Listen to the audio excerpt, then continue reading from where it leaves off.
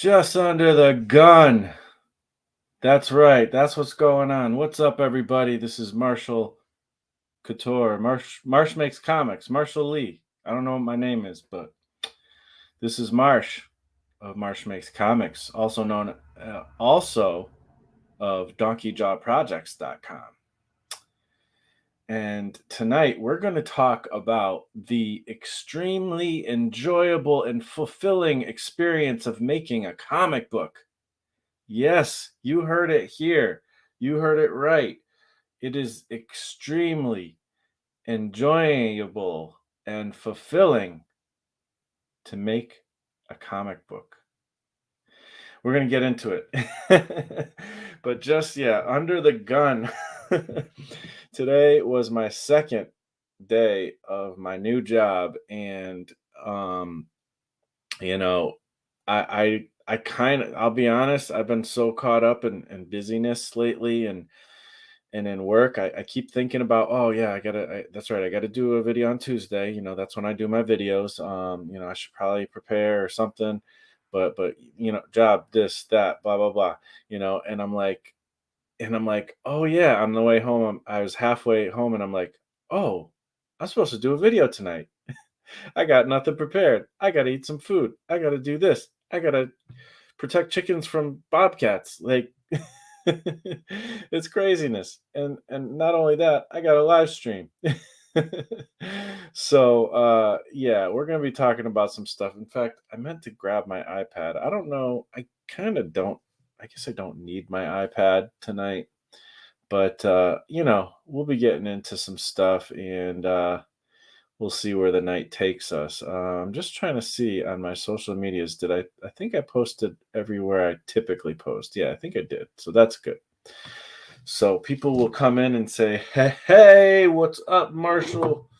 Or they'll just kind of not notice I'm doing a live stream, which is fine too. And so, oh man, as much as I've been busy, I've kind of been busy making comics too, which is kind of shouldn't be surprising since I've created this YouTube channel called Marsh Makes Comics, but it's a struggle sometimes, but the struggle is real worth it, as myself and my buddy Fue Storm, also known as Lucifer Storm, would say. We talk about that all the time. Anyways, so yeah, lots to kind of talk about, even though it's not my typical show. I mean, it is. It's typical, but there's a lot that's not typical about it. First of all, I hate stickers. I don't know about you guys, but I like stickers, but see, I got this book from Goodwill. Check it out. The Book of Samurai Warrior Class of Japan. I think I got another book from there too, but I don't know. Oh yeah, I got this other book. I should show that too. Yeah, it's over there. Let me grab it. But how you'll get, say, a garbage can or something, or a plastic bin. You'll get a plastic bin from the store, and a lot of times people will just put their plastic bin or their garbage can, they'll just start using it. But what kills me, for me, I can't do it. To me, it's no, I can't live this way. I hate when I or somebody else leaves the label that comes on the bin on there, the thing. It's why do you put a label on the actual thing that you have to use? Put it on the outside of a box. If it doesn't come in a box, I don't know. I guess they have to put a label on it, But I hate it, and I always have to take the labels off of everything. If it's some advertising label, and in this case, it kind of ruins the book. I mean, not in a huge way, but it just, now I got this stupid sticker crap on there, and it doesn't. Sometimes I'm able to get it off better, but whatever. Anyways, I guess I'll show these real quick while everybody's getting in, and I'll get to the chat in a minute. But yeah, this was something I got. Two things I got at Goodwill. I also got a laser printer at Goodwill that works really awesome, but it's a not a color one. I was so excited. I thought it was a color one. I looked online and I just read it wrong. It's black and white one. But for 14 bucks or 15 bucks, we got a laser printer. And Magda ended up saying, you know what, actually I could really use that printer. Like that's a good one for me. So we got it up and running for her, and that was pretty cool. We actually went to bring a bunch of stuff to Goodwill. I was cleaning out the garage this weekend, and I was like, this, and this. I'm sorry, we're getting rid of this. We cannot have all this stuff, in the garage. So, of course, you don't just go to Goodwill and like leave stuff there. It's kind of like going to Walmart and just buying milk. Like you don't do that. Like you come back with a cart full of stuff, and a big hole in your bank account. Well, that's kind of what happens at Goodwill, but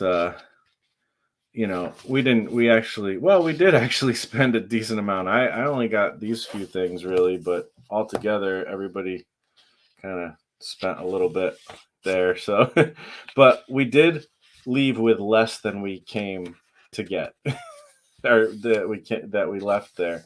So that's good. But anyways, this book's kind of cool. I guess it's like an old Christian, even though this one was printed in 1984. It's like a newer version printing of it, but it's like an old Christian book on teaching kids how to, and I don't think it's even overly religious at all, but I think in like Christian schools, they use this book or something, but it just teaches kids how to read, just a very super basic teaching kids how to read book.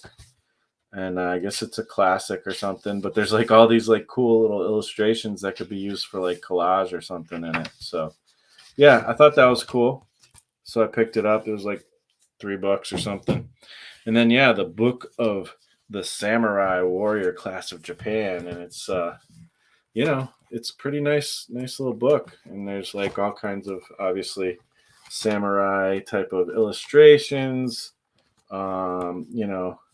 statues, architecture, imagery, replicas, or like, antique or whatever, like stuff from I'm guessing feudal Japan or something, or I forget the different eras and stuff. I know I always think of feudal when it comes to this kind of stuff, but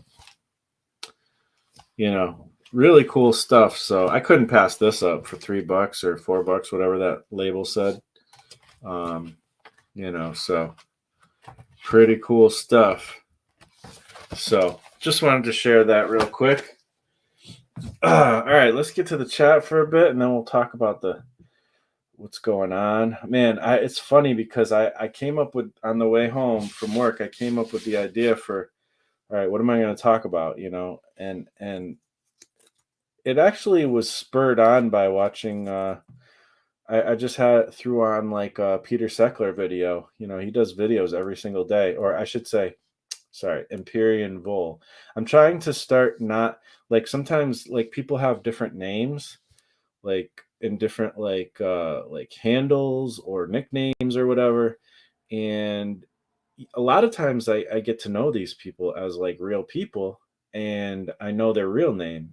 And so I feel like it's a nice touch to like say the real name and stuff.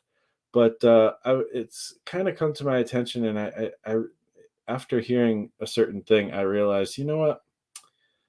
Maybe people have their names written in their handles that way because that's what they want people. That's how they want people to refer to them. I'm not saying that Imperium Vol is that way.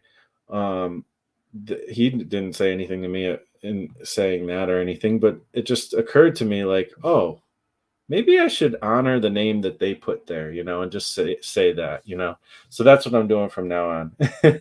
That's why I kind of say that. But anyways, I was like listening to one of his videos driving on my way home from my new job, and I'll get to that too a little bit.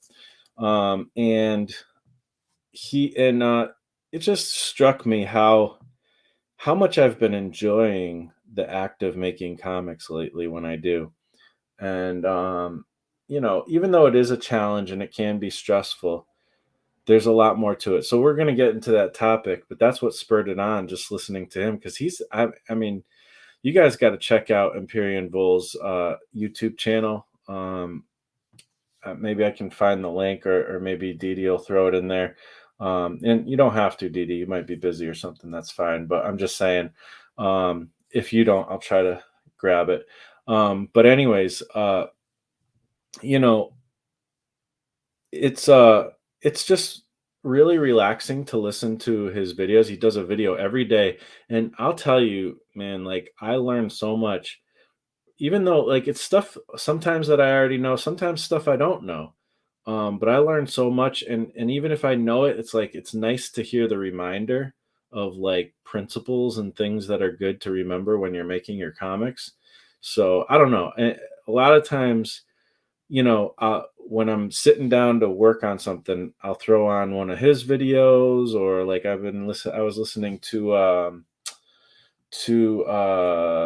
Sideburns. I was watching one of his videos recently, or Christopher Runtsman, or Joshua Kemble, or many of the people who are often in this chat. People who I'll watch their channel. I'll look up one of their videos, if or see if they're on live, or obviously like Dede as well, Dede Willingham. And I'll just listen and draw, and it's great. And I'm sure like you guys probably do that kind of thing with me too. So, I don't know. It's just you guys aren't the only ones doing that. I'm doing that too. So it's actually part of the enjoyment of making comics. So tonight we got Dede Willingham. Hope it went well. Yeah, because I was talking about my job. So yesterday was my first day. Um, and today was my second day, and yeah, it's going great, like, so far. I mean, you never know, like, it might go great at first and then turn into a nightmare, but so far so good. Like, I can't tell you how much, like, this job is making me realize that, kind of like, that there's more, like, I bring more to the table than I realize, and that I've realized for the last 15 years doing the same type of work, but with much less resources and much less structure and much less incentive to, make any extra money or to just progress. Like, I'm realizing by being at this place that it's like it doesn't have to be like it was there, and it's not like this place is like, rainbows and butterflies necessarily. It's still work, still hard work.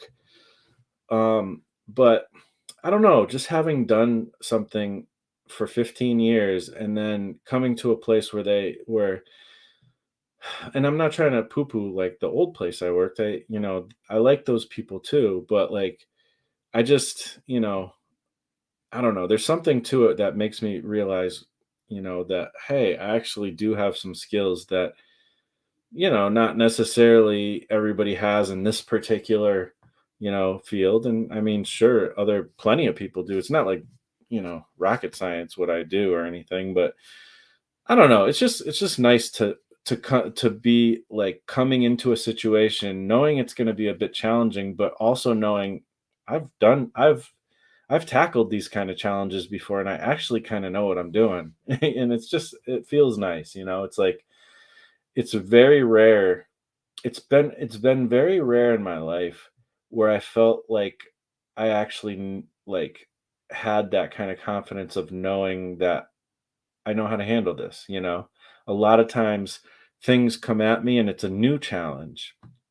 And this still is a new challenge in a lot of ways, but a lot of times it's a new kind of scary challenge and I feel like I'm not equipped. And this is one of the few times I've been in a situation where I'm like, man, I think I could actually make a difference here, like, and do something cool, And I don't know, I think it's pretty cool. I never thought I mean, again, it's only day 2. I might, come a month from now, hate my job again. I kind of doubt it. It seems like it's gonna be good, but at the same time, I don't know. I I never really thought I'd feel this way about a job, because most of the jobs I've ever had I haven't enjoyed. So yeah, indeed, he's showing the chickens. So today I came home and I'm like, okay, I got to get ready for the show, but I'm hanging out with Magda and we're having a little dinner first and just relaxing, talking about the day. And then all of a sudden we hear like the chickens, the rooster specifically, like making his sounds, but it sounds a little bit different.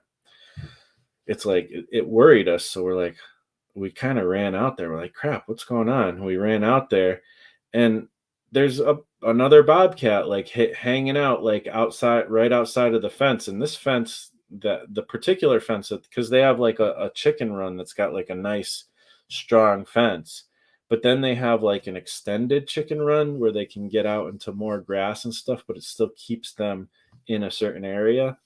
um and that fence is just like kind of a chicken wire type fence. It's not super sturdy. It keeps the chickens in. The chickens don't test the fence much.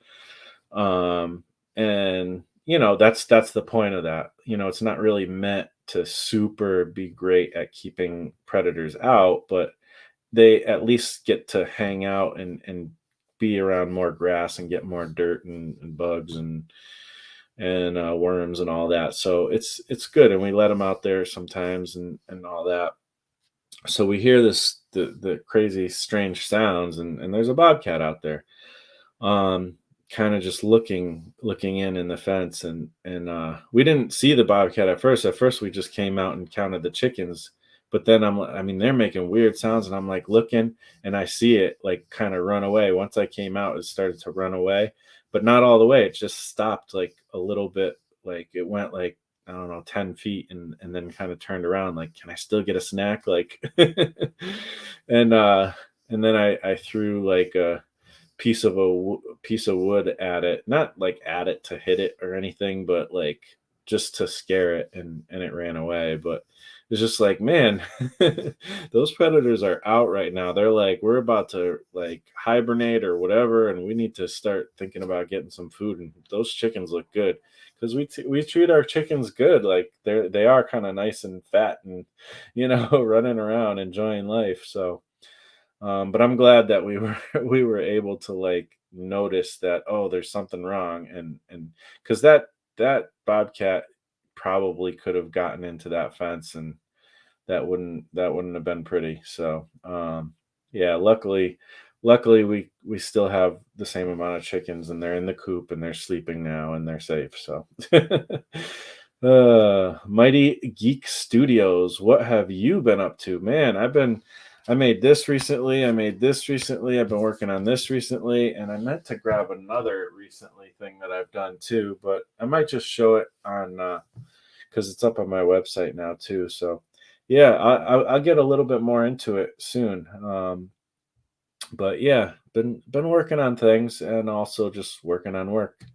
So yeah, Dee saying hi. Let's see what else. What else? Empyrean Vol is here. What is up, dude? Thanks for coming by. In a lot of ways, you're the inspiration for this show. As silly as that might sound, I don't know. But yeah, thanks for coming by, man.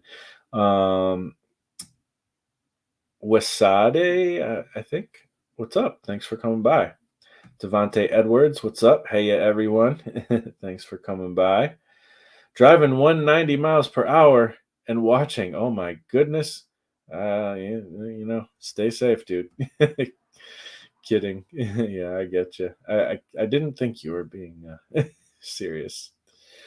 Sideburns. It's martial law. Thank you. Yes, it is martial law from isn't that's a character, is that a character? I mean, I know martial law is a term, obviously it's a thing, I know what martial law is, but um isn't that like in Mortal Kombat 2 or something? I feel like it's in Mortal Kombat or something, but I can't. It's been a long time. Um, just been listening. Cool beans, sir. Let's see what else. Uh, and it's in effect. Yes, the martial law is in effect. Doing 190 though. 190, huh? Okay. 190 miles per hour working on your project? I hope so. Let's see what else. What else? What else? Anonymity in certain instances, mostly. I catch myself calling Vol Peter. Yeah, yeah. That's the thing. People may more want to keep keep their real name less in the limelight or whatever light. You know, fluorescent. Lava lamp light, whatever. Dede put up the link for, I'm assuming, Imperium Vol's channel, so that's awesome. Thank you. It's because I'm so personable. Yes. I mean, you are. Yeah, I really enjoy watching your videos, that's for sure. Um, I'm finishing a script for 24-hour comics day. Oh, so you're pre-scripting a 24-hour comics day thing? Um, or are you doing currently at this moment doing a 24-hour comics challenge? I know there's like different ways to do that challenge because I know some people they just do everything from start to finish 24 hours, but that doesn't have to be the way you do it. You could do it a lot of different ways, I'm sure. And I've heard there's so many variations. Quit the zine collection. Quite the zine collection. Yes, I can't read. Thank you. This is just my stuff. This is everything I've made for mini comics. And I mean, I showed you guys all this stuff last week. I'm not gonna like go deep into these today, but this was more to make the thumbnail. And also there is some things I want to show you guys. But yeah, thanks, man. Let's see what else. Yes, Chicken Run fun. What's up, Dale? Thanks for coming by. Um, yes, Marsh's chickens have coats and beds. They probably wish they did. Man, like yes, it's been so rainy lately, and yesterday I came home and they were soaked, but they're like running outside, having fun, doing their little chicken thing, because they're animals. They're such animals. Um, and yeah, no, they have a chicken coop, and they like if they had beds, which I guess in some ways they do because they have like hay and stuff. But if they did have beds, they wouldn't sleep in them. They'd sleep perched up on the wood or whatever because we got like wood perches for them to hang out on and stuff, and that's where they like to sleep. So I don't know how you could be comfortable balancing on that, but I guess that's why they're chickens and I'm not. Um, so yes, martial law is a 90s era comic as well. I wouldn't be surprised. It's like one of those titles that is probably been used for like a lot of things. My guess is like a 90s, like there's got to be like a 90s Van Damme movie or something. Like I don't know. So anyways, so now we are caught up with the comments. Let's talk about some stuff. What else can we talk about? So I've been busy making comics. Not as busy as I'd like to be. Not as busy as Mr. Imperium Bull, that's for sure. That guy, man, he killed. Actually, I got a question for you, Imperium. While I was thinking, Bull, while I was watching your channel, and maybe you can answer in the comments if you like, but you don't have to. But my question to you is because this is something that I've had a challenging time with trying to balance this in my life, which is um how do you stay like I know how to stay committed making comics on a daily basis. I've done that before. I need to get back to doing it again. I have struggled to get back to that. Um but um but I know that I can do that. And I also know that I can deviate and do things like jelly plate art and stuff like that. But how do you do both?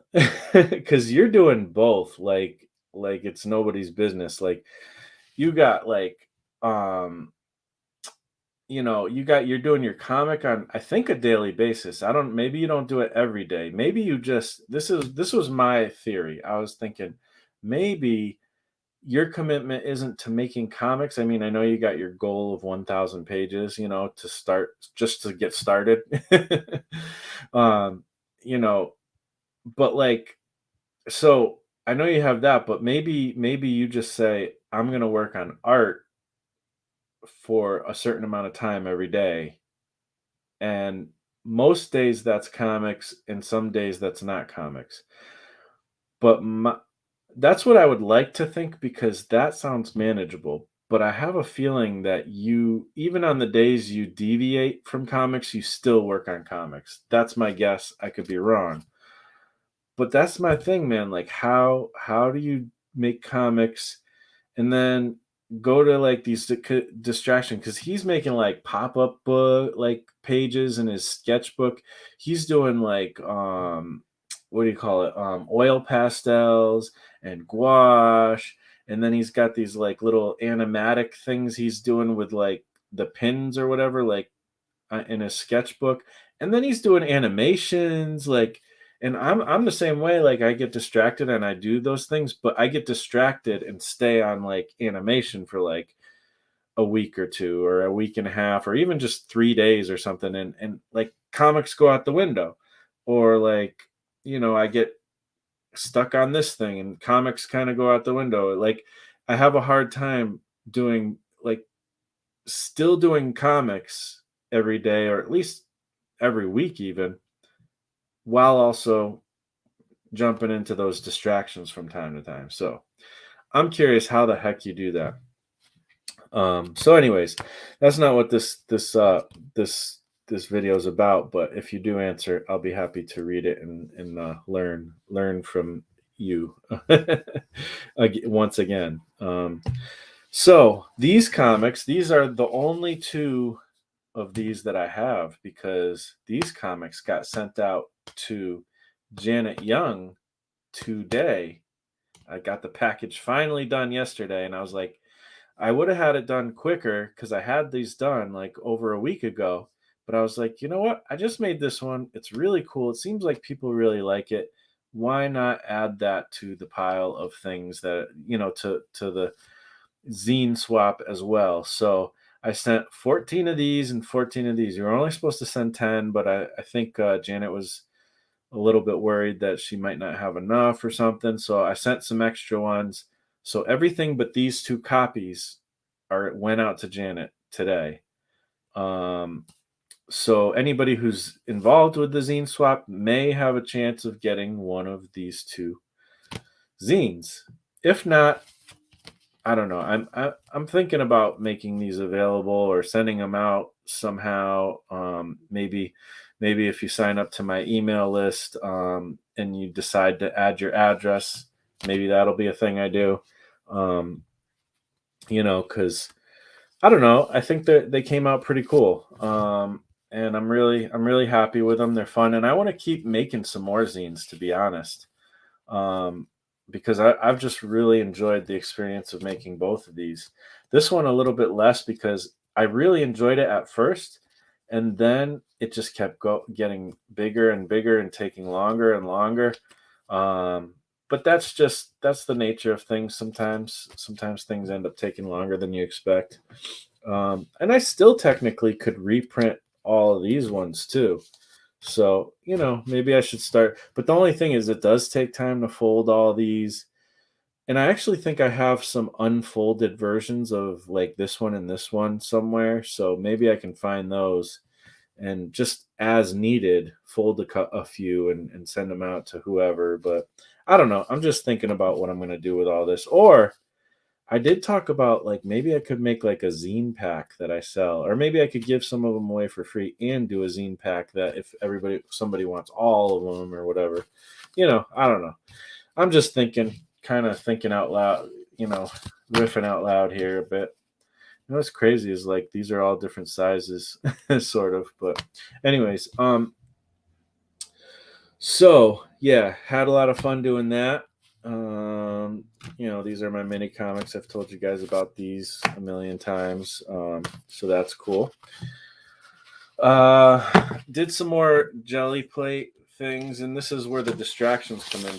Jelly plate is like, it is so addictive and distracting. And these were some really cool prints that came out that I like, so I'm planning on doing more with these two sheets. I want to scan them in before, though, just because sometimes these come out so good, and then you do like a drawing or something on top of it, and it still looks cool, but it's like you kind of wish you still had the original print because that was cool too. So I don't know. We'll see what happens.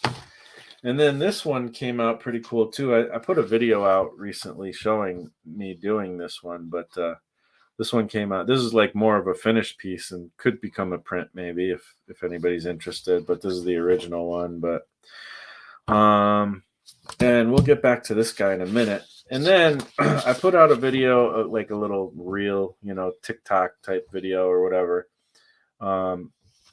This is the first page of Con Man, which is a comic book that I wrote, a romance comic story. Excuse me, I think it's 8 pages. And I wrote this story, and actually, Russ Leach was supposed to illustrate it. Originally, I was going to illustrate it, and I wanted to do like try to do like an anime type of style, like not like super anime, but just like taking some of the anime things and applying them to my style, and just kind of doing my best impression of anime, but not. I wouldn't like really try to draw anime like, because I don't even have a desire to draw like the typical anime style, but there's some things that I've learned from anime that I love. Anyways, and what happened was that romance project, it was supposed to be like this big anthology that somebody was putting on, and a bunch of people were involved. And Russ Leach was going to be the artist on this, and we were just kind of collaborating. And no reason why. The only reason it didn't happen is because, the whole anthology just kind of fell through. I think that was like right before COVID, and all kinds of craziness happened. But I still had the thing written. Actually, it was a decent amount before COVID. Actually, it was probably a year or two before COVID. Am I not supposed to say COVID? I guess I messed that up. I don't know. I don't know the rules. I always hear you're not supposed to say this and that, and I'm like, I don't care. I'm saying whatever. But yeah. Anyways, so I had the script sitting around, and then I got to this point where I was like, you know what? I want to see if I can start trying to pay some of my friends to do, some short stories, see if I can afford it, because I had a little more money at one point, and I was like, I hired a couple people, and got good product from those people, and nobody, this is the only comic that came out of it. I hired one person to do a logo, and I hired another person to start helping me work on a project, and they did, but that project kind of never came to fruition, at least not yet. It still may, I still like that idea, but we'll see. But anyways, this one's called Con Man, and it's a romance story, and it's just an 8-page fun, goofy, sort of goofy, like romance story of a comic book artist at a convention, aka Con Man, and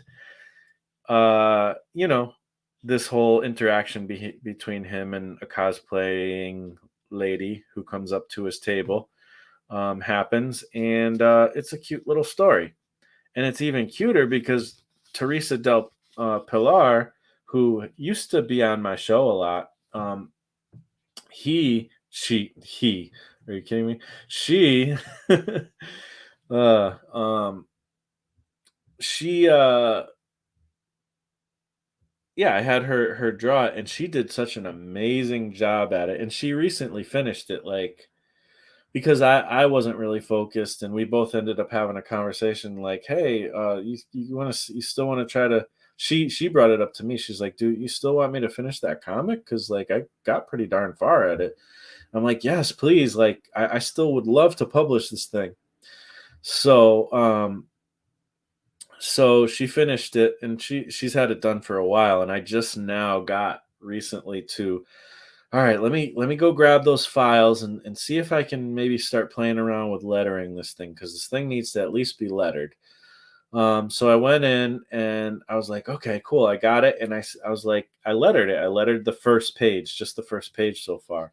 And I think it came out freaking really nice. And Teresa's art is like really shining and really making like my writing look way better than it is. Um, but I don't know. It came out really good. I'm looking forward. I can't wait to finish lettering this, and I'm pretty sure I'm going to be coloring this as well, because I feel like her style like just demands, you know, it just demands coloring. Like, so I'm either going to be coloring this or possibly hiring somebody to color it, but I don't really have like a ton of money right now to be like hiring people at the moment. But um, yeah, she did a kick-ass job at this. So this is going to be something that uh is going to get finished relatively soon. I got a lot of other projects I got to do too, but I think at least the lettering will be finished soon. I don't know exactly how I'm going to publish it, but I will say I'm really I have another comic story that I wrote that's like another 8 pages or something about this couple who goes into a comic book shop, and it's called Dave's Cave or something like that. And it's like the perfect theme, and I might change those two characters into these same characters, and I might just do my own little comic book, like kind of romance anthology, but it'll only be like 3 stories, and then maybe it'll continue. I don't know, because that story isn't really a romance story, but it does feature a couple, and so maybe like I could kind of do these like little moments of stories, and will it ever be a big story? I don't know. Who knows? But this one came out really cool, and somebody brought up the idea of me to continue it in that story, the Dave's Cave comic story, and I'm like, that's actually a really cool idea, and maybe I can get her to draw that as well. Because she kicked butt with this. So I don't know. Like maybe I'll have to. I would love to hire her again. I just gotta save up my shekels. So yeah. Anyway, so I'm really excited about this one, and also this. If you don't know, this is Doodle Dave. And I took this from another drawing that I made, and you guys have seen it because it's been like a thumbnail for one of my YouTube videos, and I think I've showed a bunch of other stuff. I've showed process of me making a one-page comic with Doodle Dave. This is just like a fun little experiment I did. But I'm going to share with you. I got to go to my website now. If you don't know, you can follow along with me if you like. To donkeyjawprojects.com. I'm actually working on the site, and I'm probably going to actually remake the whole site and publish it in a different way. But I worked on the shop too. Like I got the shop going. So, but it's not, there's a bunch of there's some categories that don't even have like anything in it yet, and it's just like a skeleton of a shop, even though there are some things you can actually buy. But now I have a shop on my actual website, donkeyjobprojects.com, so that's cool. And I also added my free comics back to Actually, I should show you this whole process of me going to the website. Let me just share my screen here. Do do do do do do do do. Share screen. Donkeyjawprojects.com. You're not gonna get in trouble. Sorry. So where is it? Where is it? Go do it. So this is my website, donkeyjawprojects.com. And you can see like there's a bunch of my art there. The first page is just kind of like a portfolio.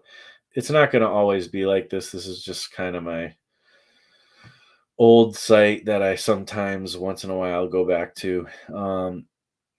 And it's not I'm gonna like start trying to blog again because I've been wanting to get back to the blog for a while. And like I said, I got the shop going here. um I just might as well show you. There's only 4 pages on the whole site, really. So, and you can go, there's comic books. You can buy digital comic books, or you can buy, that one Werewolves and Unicorns anthology. So, there's some things up there. Uh, I don't think I have anything else than that right now, but I am going to try to put some prints and original art and maybe these zine packages and maybe some sticker packages, things like that. But anyways, I got the free comics part back up, and here you can see Doodle Dave right here and that Doodle Game. Doodle Dave is the star of his own show, faux show. He got mad game with the art skills, which commands respect from the rudest of characters. However, while he enjoys the spoils of his fame and riches from what he does, his real treasure is in making the next new doodle. So yeah, that's Doodle Dave. And I also have Attack of the Lizard Brain. Daisy Ted is in there.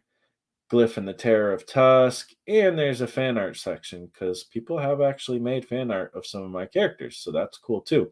If you want to make fan art, and you email me at marshmakesart@gmail.com, I will put that in the fan art section as well, and I'll put a link to whatever you want me to put a link to. So yeah, there's that. But anyways, I finally put this comic up, and I really have like at least 1 or 2 videos I want to make about making this doodle comic, and it took me way longer than it needs to have taken me, but I also just put it up here free for people to read. And it's just a 1-page comic called Doodle Dave and Dat Doodle Game. And there it is.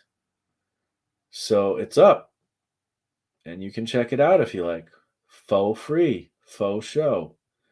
So I just figured I'd share that. I had 2 different versions of this, but this is the one I landed on. I asked people's opinion which version was better, and it was kind of 50-50. So I went with this one. This is the one I ended up preferring.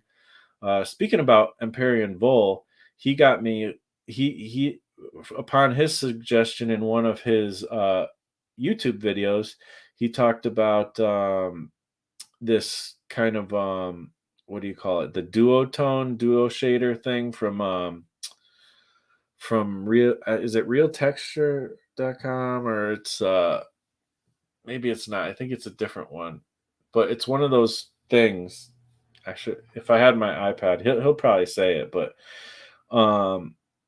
I forget what exactly brush set thing it is, but it has they have like really cool authentic duotone type of effects you can get. So that's what I did for like the backgrounds of this and everything. And I'm just so glad that this is finally done for one. And I'm also glad that I can share it with you guys for free. And I think I might print it at some point too. Like we've been talking about doing like a newspaper type of comic. This would probably work well in that. Or just the thing is like I printed it up like this same size as this, or I'm not showing here. I'll take off of the screen real quick. Stop sharing, go back. So I printed it the same like regular photocopy paper size, and it seems too small to read. So, and this is like not that far away from like typical comic book size. I have this comic here. I happen to have this indie comic here, Otis Stein, Skinny Comics, and it's about that same size. And that Doodle comic, it just seems too small in that size, personally. But maybe I'm crazy. But I feel like I need to print it in like a treasury size comic, which I don't know how easy that would be to print. But I don't know. We'll see. But for now, it's on my website for free. So, but I think it would be kind of cool in print as well. Um, so yeah. What else is there? I feel like I was on a roll and I kind of lost my my step a little here. Let's see. I'll go over here to the chat and see what's going on here. All right, let's see. Okay, Empyrean answered.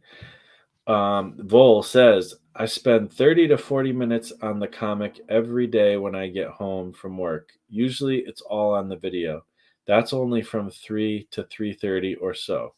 Okay. And then after dinner or about 5 p.m., I just do different kinds of art, some of which are also comics. Okay. So you get your comics done first. It's like eating your vegetables, or like it's like you get the important thing done first, which that's a great tip, really. And then he says, I don't watch TV though. I go to work at 6, get home at 3, do the video, have dinner, then just try to improve my art skills afterwards. At night I read. That sounds great, man. I mean, I I don't feel like I have that much time after work, unfortunately. I wish I did. Um, there's always so much other stuff going on in life. And probably you don't do that every single night is my guess. You probably do have other stuff as well. But when you can, you do the extra stuff. That's my guess at least. So that's cool. But you get the comics done first, and that's the important thing. And I feel like my version of that maybe could be like probably wouldn't though, but like maybe get up a little earlier and work on the comic for 30 minutes. Then I got that done. And then at night, if I could fit some more time in. Sometimes I do have plenty of time at night too, though. So I don't know. We'll see. We'll see. But I'm gonna marinate on that, and maybe I can kind of implement it in a similar way. I like that. I like that routine. Dede says you can say it. You can say it. Just don't overboard with it. I say virus. Virus. Cool. Yeah. And sideburns with the super sticker. Hey man, thank you so much for the support. You rock, man. You're always being awesome with that support, man. Thank you. Let's see. Let's see. Koof is fine. Koof. What's that mean? Coffee? Coop? I don't know. I got chicken coops on the mind. Let's see. Let's see. The gel plate background looks great, like an animation background. I know, it's so cool, right? I love it. It's so fun. Like, I don't know which one. This one's actually supposed to be Doodle Dave. Like, you might be able to see it a little bit, but I tried to do a transfer of it with a laser print, but it just barely worked. But it's kind of cool because it has the underdrawing there. So I might do the same thing that I did with this one, but I think it'll come out better because I'm going to do it a little bit differently, and it's going to be cool. So it's from one of the panels in the comic, but it's like I want to make that panel into like a T-shirt because it's so cool. Like that one panel where he's drawing and the pages are like flying up above his head, and then maybe above his head write something like "Make more comics" or something, or make some comics, or making comics, or I don't know. Who knows? Maybe there's something better than that. Drawing or draw. I don't know. I don't know. Or maybe no words at all. It would just be a cool shirt without words. But yeah, I think these backgrounds are so cool, and I feel like with this comic, this I did this comic on a background like a gel print that I did, and you only see part of it. Here, I'll take the words down. Whoops. You only really see part of it, and I had to chop this up so it's not even like the right way anymore as it used to be because I put this page on the wrong page. So I had to rearrange this whole thing digitally. I was going to do it just by cutting it up with paper, but I ended up having to fix this because it's not Rose on the Gray, it's Rose on the Grave. And so I was like, well, if I'm going to do that, I'm just going to do the whole thing, fix it digitally. So, but anyways, this came from a gel print paper, but it's hard, you can't really see the print and how it really looked. So, you know, um, but it did something to this. It gave this like a nice texture and a nice, I don't know, there's just layers to it now. Whereas if I just did it on white paper or even just a partially colored paper or something, it wouldn't have so much texture. And so yeah, there's so much you can do with those cool textures and prints and stuff. So yeah. Let's see what else we got. Dwayne says, "Way cool. Hey, thanks for hanging out, sir." And Chris Kalu, what's up? Thank you for coming by. Hello, hello. CK, as Dede says. Let's see. Oh yeah, retro. I think it's no, it's yeah, it was True Grit, right? Yeah. Um, so yeah, it was definitely True Grit, the one that you use for your duotone. Um, I forgot the names, but and then I also got the color. I already had one of the True Grit, old school comic coloring, things, but then I bought another one because it's hard not to buy those at True Grit. They're so good. But it's a bit of a process. It's a bit of a process it's not as easy as just getting a brush and doing. I mean, you can do that style, but if you really want to get that like old dotted color, effect, you got to do it the certain way, and it's a bit of a process. But hey, I'm glad I have the ability to do it pretty relatively easily when I want to. Hello, everyone. What's up, Nathan? How you doing? Good to see you here. Nathan is also one of the mods here, as well as Dede. And I've said it a million times, but if you don't know, Dede Willingham has a show from 8:30 to uh, around noonish, depending on how the day goes, on Mondays Eastern time, on Mondays and Wednesdays. So she'll be on tomorrow at 8:30. Unfortunately, because I have my new job, I cannot watch it live. So that's unfortunate. But I can always watch the replays. But I would say, if y'all have a chance to check it out live, it's fun. It's fun interacting, hanging out, and chatting with Dede and friends. Often CK is there, Chris Kalu, and sometimes Vol's there. A lot of people who come here sometimes go there too. So it's nothing but fun. And Nathan Rosario is the other mod here, and you should definitely check out his website. And I'm gonna put it it's already in the description. It's already in the description, but if you want to just feast your eyes on some really awesome art, and often it's digital, but he's got the chops to do analog as well. But when you look at this art, like some of these pieces, you'll look at them and you're going to be like, I can't believe that it's digital because it looks like a painted piece of art. Like could be oil or acrylic or gouache. Like it's just really, really good stuff. Like, and you gotta check out his sketchbooks too on Instagram. Oh my gosh, like Nathan has the chops for freaking art. It's insane.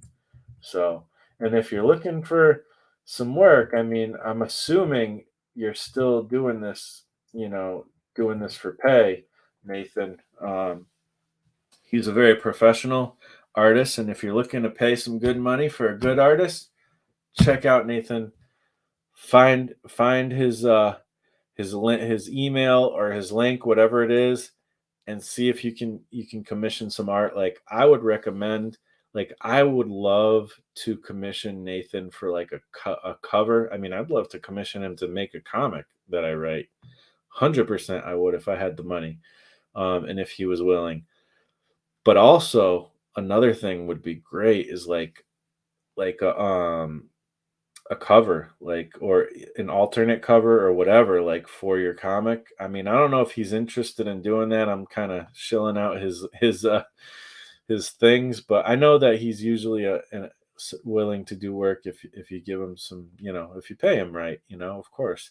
So I don't know. Personally, I hope there's a day comes where I can commission some artwork from my buddy Nathan, because he's really good. So check out that link. I just put his website in the chat. So let's see what else. What else we got? 11 by 12. I'm not sure what you're talking about. Did I miss something? Oh, yeah. I still don't know, because we were talking about the True Grit thing, but anyways, let's see. You have to schedule at least an hour to work on your comic. Yeah, I mean, to me, it's 30 minutes or more a day is what I used to shoot for, and that tended to work for me. And often I would get more than a half an hour. I'd get an hour or more.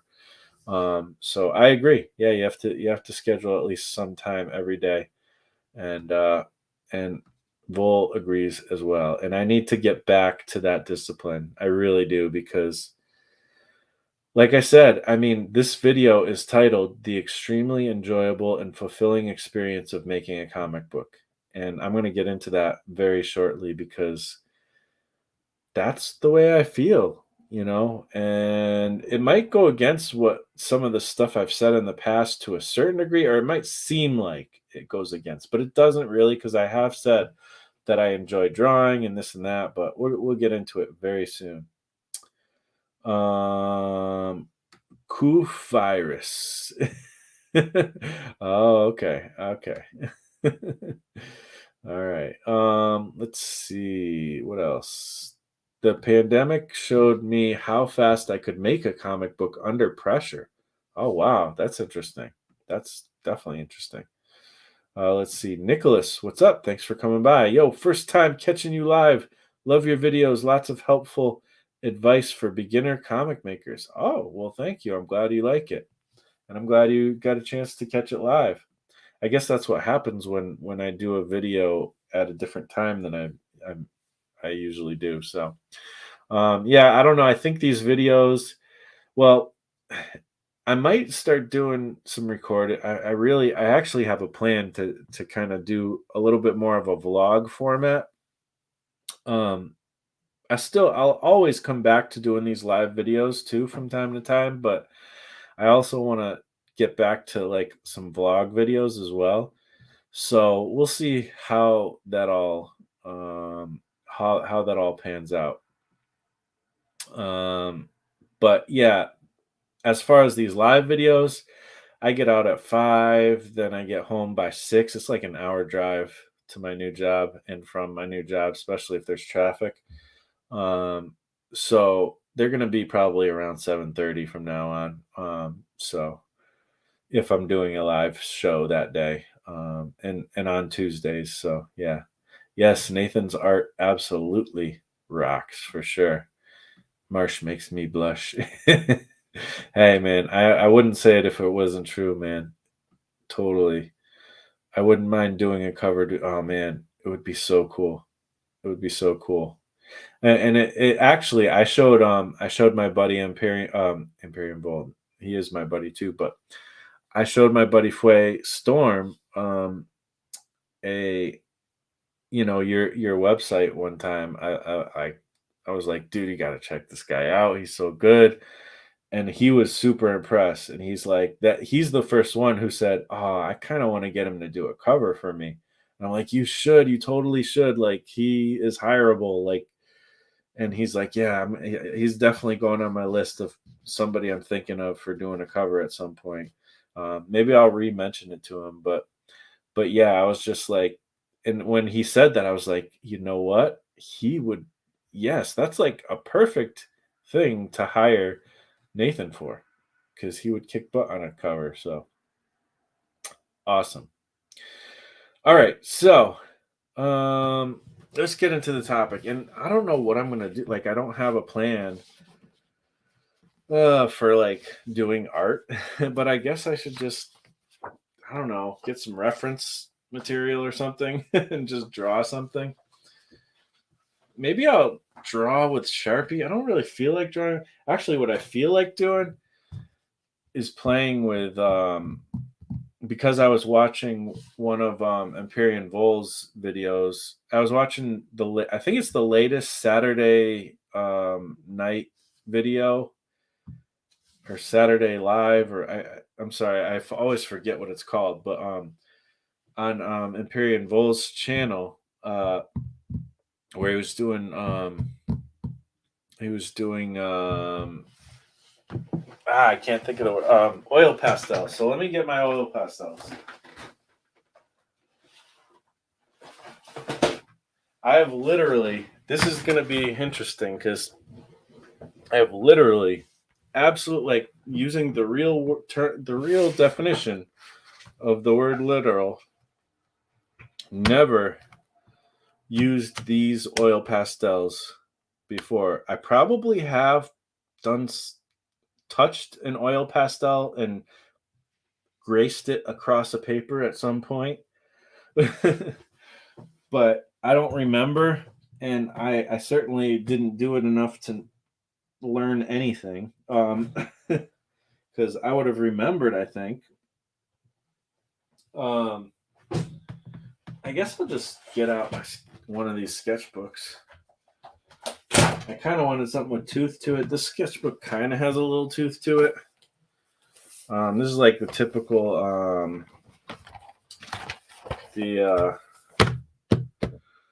artist loft from like Michael's sketchbook, one of those, and it's got a little bit of tooth to these sketchbooks. And the only thing I've done in these is like, these little jelly print brayer roll off situations, which would be fun to work with, but I probably should just play with these because you really shouldn't mix. It probably doesn't make sense to mix media when you haven't even used the media in the first place. I mean, there's nothing wrong with that, but let's just play around with these. I don't know. I might just try it, like Vol was talking about, like doing gradients and stuff. Maybe I'll just do a bunch of gradients and it'll be boring art, but we'll talk about a topic. Maybe it'll actually turn into something. And Vol, what he did on his channel was he brought up a reference and just started working on something. So maybe I'll go to Pinterest as well and see if there's something cool there to draw. I'll at least put it up and then maybe scroll through it a bit. I have my own Pinterest. Oh, this is like, the problem is I've signed up with Pinterest like with so many different emails and I don't know what my original one was. So I don't know. If you give me some prompts, maybe I'll throw those prompts in there and maybe I'll draw something from here. Because right now all I have is pictures of dogs because, well, I drew a dog from Pinterest for my grandmother. So for my meme. And I've showed that on here before too, I think. So anyways, all right. So the extremely enjoyable and fulfilling experience of making a comic book. Now, it's kind of funny that that's the topic I came up with, and again, it's very much inspired by just watching Vol's videos, but also just by my own experience. It's a real, experience that I've had. That I've had many times. I mean, obviously I've had real experience of making comics. You guys, can see the evidence of that. But as far as like, it's just funny that I came up with this topic today because I wonder how much smudging you can do with your finger. Kind of seems like a very smudgeable thing. And this is the only ones I have. And if you look up, there's like this one dude who's really does a lot of oil pastel stuff on YouTube, and he hates these Pentel oil pastels. And a big part of it is because they smell like gasoline or something, which they kind of do. They actually really do have a strong scent, especially if you really sniff them. But I don't know. We'll see. So yeah, this is. I mean, it's got a nice soft vibe to it. Oh, I hear sounds. It's Magda talking on the phone or something. So, anyways, yeah, it's got really nice vibe to it. I wish. Oh man, I gotta get that thing that I always say it and forget to do it. That program. What is that program called that I can focus my camera with? Because I think I have it on this computer, but I might. I don't know. Let me just see if I happen to have it. There's like all these stupid things that I don't use this computer very much anymore. Let me just see. Do I happen to have the thing that helps me to focus the thingy with the thingy and do the thing? Man, I don't see it. I don't see it. I gotta get that app. So anyways, let's get back to the topic here. So the reason why I say it's kind of like funny that I came up with this topic and thought of this topic today was because right before I got on, I was like watching this. I was watching Instagram for a second, like just a brief second, and I saw this artist who I have heard of before, comic book artist. I think he's on like, I'm not going to say the name because I'm not trying to like point anybody out or anything. I already probably went further than I should have anyways. But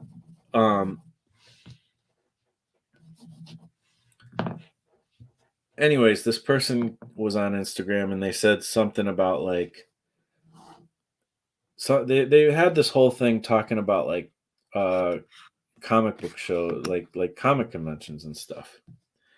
And they're like trying to make this point and stuff. And I'm like, and they're like, what happens? You go to a comic convention and you have to pay for the table, and you and then they charge people at the door at the convention. And all this money crosses hands and like what about like a comedian or whatever? Like you go to a comedy show and the comedian doesn't have to pay to be there. Like what's like are we basically like why are we paying when the point of the show is for comics to display comics? And I actually wrote back under it and I'm like dude, like when you go to a comic show you're not you're not the entertainment. you know a, a comedy show, a comedian is the entertainment. That's why they might not get paid a lot. They might get paid something, I don't know, but they're not going to pay to be there generally. And it's because they are the entertainment. They're the thing that's bringing people to the event. Con- when you go to a comic book show, you are a vendor.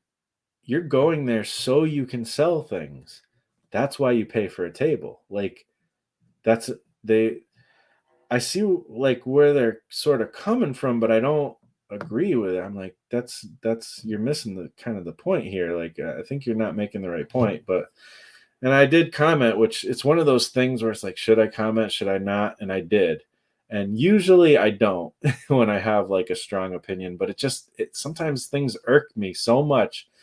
Like things that irk me sometimes are like when like illustrators complain about like certain things in the illustration industry, and it's not because they're not right to a certain degree. It's just like sometimes they're not looking at it from the best perspective. I feel like sometimes there's a better perspective to look at things, but I can't really speak to that because I'm not I've never been an illustrator.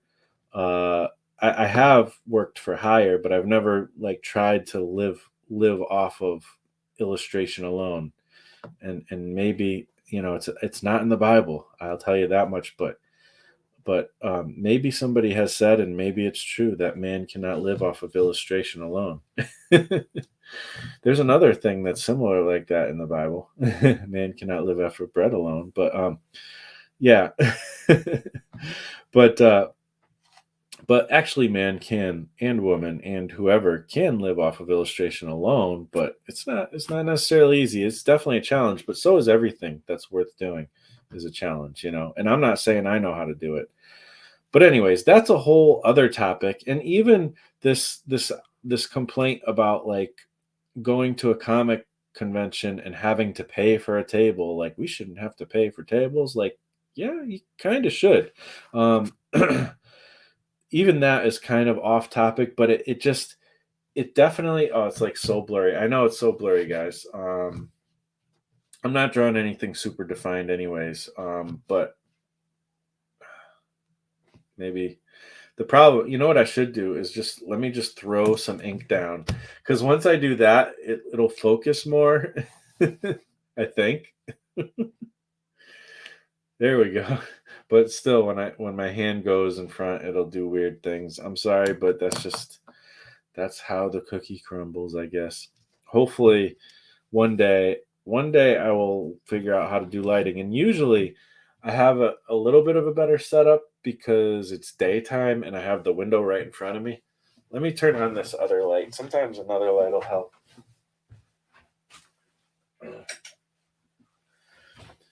Hopefully that does something. I don't know. But anyways, so the thing is and I've been guilty of complaining, doing my own fair bit of artist complaining stuff. Um and I get it. Look, ink on oil pastel. This is probably destroying my pen, but I don't care. Well, it actually doesn't seem to hurt it too much, surprisingly. Um so let's see, what else do I want to how do I want to play with this, man? Like, I don't even know, dude. I don't know what I'm doing. Um, so this thing with making comics though is like, as I'm like sitting there watching, Vol's video, and it's just making me think of like how much I do actually really enjoy making comics. And I think the thing, I've heard a lot of complaints before about like some people make comics and they hate it, you know. I'm not saying that's not everybody, or anything, but some people really do kind of hate it, but they make comics because they have an idea. They want a comic, they want to have made a comic, but the actual making of it, the process of going through it to make it a reality isn't one that they like. So, but people do things for different reasons, which is fine. Um, and for me, it's always been surprising to me when I've heard anybody say like I don't like drawing, but maybe they do it for a living or something, or I don't know. The people have, again, different reasons for doing different things. Um, but like it's surprising to me because the only reason why I just draw is there is a certain level of enjoyment to it. I don't think I'd put as much work into this if I didn't love it, because I'm not getting paid for it. Like, yeah, if I was getting paid for it, that's a whole different thing. And, granted, the jobs that I've done in my life aren't generally, aligned with my passion. And I still do it because of the money, because I need to make a living, just like most people. um, but the thing is like, I've heard a lot of people kind of talk a lot of crap about making comics. because it's hard, and I get it. I get it, because I've definitely talked about the struggle, and I definitely feel the struggle. But I think that a big part of what the reason why the struggle is sometimes there, is because we put, a lot of us are trying to do, we're expecting more out of the comic than we're able to get from it, you know, and we're getting to, not only do we want to reap the benefits of having like a good comic and having everybody sing our praises and stuff, we also want that to happen quickly. And so these pressures of, you know, other desires that are linked to these comic book efforts, like there's a certain part of us that we just do it because we love it, and we have a passion, and we have a story we want to tell or something. There's that part of us, but we're complex people, we don't just have one desire necessarily. We also maybe have a desire to make a career out of it. I've talked about that a million times. And I think, if I'm honest with myself, the source of any kind of struggle is really that desire that I've had to turn it into something more than it has to be. To turn it into something that's more than just the passion of it. Um, and there's nothing wrong with making that effort, and with deciding to take that route. Um, but I think it's worth it to recognize that, the thing, it's not the comics necessarily that's the struggle. I mean, there's enough struggle in comics as it is, because there could be this huge struggle of like, oh, my art isn't where I want it to be. Like, I want my comics to look like a certain way, but I can't get there yet. Like, I'm not there yet. And it's frustrating. I can't make the thing that's in my head happen on the page or whatever. That's like the typical artist, like, struggle. And that's kind of the more natural struggle. And I definitely get that. Um, the more artificial struggle is when there's other things, other desires that are competing with the joy of just making comics. Now, um, I mean, I've talked to so many different. I've approached. I feel like more often than not, I'm talking about the same topic and approaching it from like 100 million different ways. Um, But tonight I'm not talking about the struggle so much. What I want to really talk about is, again, the extremely enjoyable and fulfilling experience of making a comic. And that it really is. It can be. If you don't believe it, that's okay. But I'm here to tell you that it can be that. It's possible for that to be that.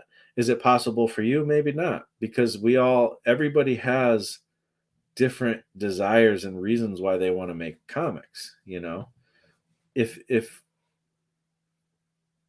if your motivation isn't because you love drawing, or you love writing a story, or you love making art, if there's not something in there that's a real passion, and you're doing it because you really love that thing and enjoy it, again, there's nothing wrong with that, but you're probably not going to get to the point of feeling that extreme, enjoyable, and fulfilling experience of making comics. You will never get there, because that's not what your approach is. You're not doing it because there's a passion, or there's something you inherently love about either the process or even the end result, I guess. I don't know. it's hard for me. I mean, I can't 100% speak to that because it's hard for me to imagine coming from it in that way. I don't judge people coming from it in that way, but I can't imagine it because I've just never, there's always been a passion coupled with some other desire of like making a living from it. And my strain has come from wanting to progress faster, than I have been able to. Um, but not from the actual comic making. When I sit there, if I sit there and think about like, is the comic making or the art? I mean, this doesn't have to be comics. Like, you can also, apply this to other arts for sure. Like, it's not the artwork that's the problem. It's whatever other thing. So I don't know, like I feel like I've learned from this dude, Vincent Nappy. I've talked about him a bunch of times. He's like on Instagram and TikTok. I first saw him on TikTok, and I've taken a couple of his classes, which are just pretty cheap, actually. But he talks about like the joy of art and making art and just making art is its own reward. Like sitting there and looking at a reference and just drawing from that reference, that can be a very meditative act. That can be a very enjoyable act. It can be a very therapeutic act. And just that act alone is its own reward. And there's nothing wrong if that is the only thing you ever get from art. In fact, we have all these conversations like about, will AI take over the world of art? Will AI ruin art or something like that? Things like that. It can never ruin art because a huge part of what makes art valuable and what makes creating things valuable is just the therapeutic and meditative, and it's like it's a way to remain healthy. it's like it's like health food for the soul in some ways, like just the act of like getting lost and doing a bunch of jelly prints, or for me music is a big one too. Getting lost and just making weird sounds and making music is its own reward. And I think we need to remember that and think of that as like an important aspect to what we're doing. Yes, we might have other desires to make a career out of it or to, make a certain story come to life or all these other desires. But I feel like it first and foremost needs to be just the thing that you are and the thing that you do. And it's okay if that's the only value it ever really brings, you know? It has to at least be I feel like, I don't know, for me at least, like that's the real priority. And when I have, you know, when I know that my needs are met, like, and I'm not talking, this isn't just coming from, oh, I just got a job and now, I don't have to worry about money. It's not even that, because I wasn't worried about money when I didn't have a job. Because I happened to be in a good situation even when I was doing my when I was trying to learn coding and stuff, and I'm still on that path as well. But um even when I was doing that, I wasn't worried about money. Like, and if I hadn't gotten a job for another few months, I wouldn't actually be worried about money. Like, I'm all right. I'm doing fine. It's not like I'm rich or anything, but I can live. I've talked about like how, oh man, I don't have money for this and I don't have money for that right now. It's like I'm definitely not rich, but I'm able to survive and be okay at the moment. There's a lot of good things in that realm where it's just like I can be comfortable enough. So it's really not about the money. Like, I'm not I just have a job and now I can be more relaxed about comics. No, I already am that way. And I'm like, I've for a long time I've been stressing less about the comic making. It's still there though, because I still want to do some significant. I want, it's only natural, I think, for an artist or a creator or something to want there to be some kind of significant impact, or I don't know. There's something about being an artist or being a creator that you inherently want to share it or something. I have still not 100% pinpointed um why that is, or what makes that tick or whatever, but there is something there. So uh I'm just kind of doodling with this stuff right now. Like, if you're wondering what the heck am I looking at, like, I'm just enjoying mark making, and playing around with the medium. And this is how you learn how to use something. This is one of the ways that you can learn how to, also just exercises, and there's all kinds of different ways to learn a medium, but one of the ways is just to play with it, see what you can get out of it. I'm doing a lot of rubbing with my finger and seeing what kind of effects that has. It's not like a super enjoyable physical experience, I guess. Like, it would be more fun if it was like wet and painting. Actually, wet. I don't. My guess is because it's oil, it's going to repel water. So I don't know that water is going to do anything. But hey, why not give it a shot? I got a brush. I got water here. Again, I don't think much is going to come of it, but why not give it a shot? Yeah, and I'm kind of right. But maybe then if I rub it, will that do anything? It's bringing up some of that paper, which I don't mind. That's cool too. Like, give it a bit of almost like a distressed look or something, It does kind of spread the color a tiny bit, but it did what I expected, like not much. But hey, you give it a shot. I'll let that dry, maybe draw over it, and it gives me a cool texture. Who knows? But anyways, so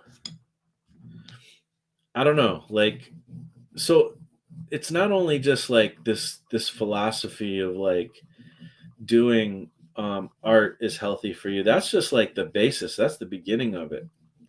But the other thing is, you know, there's been a long time that I've been procrastinating with this comic that I did, the romance comic. I've been procrastinating doing the lettering because I'm like, I don't want to do lettering. Lettering's like the boringest part of comics, blah blah blah. And it's kind of funny because I've lettered before and I didn't feel that way, but it's like lettering in my general sense of making comics, in my general thoughts of making comics, lettering is the last thing. It's an afterthought. It's the last thing I'm really thinking of. I'm like, oh yeah, I gotta letter it. It feels like a task. And I really should have brought some water or something because my throat was like getting funky. But it just seems like the task I don't want to do.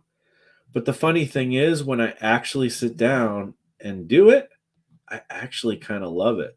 I actually enjoy it. And I forgot that I don't actually hate the act of lettering. It's just, it's that thing in the way from the comic being finished.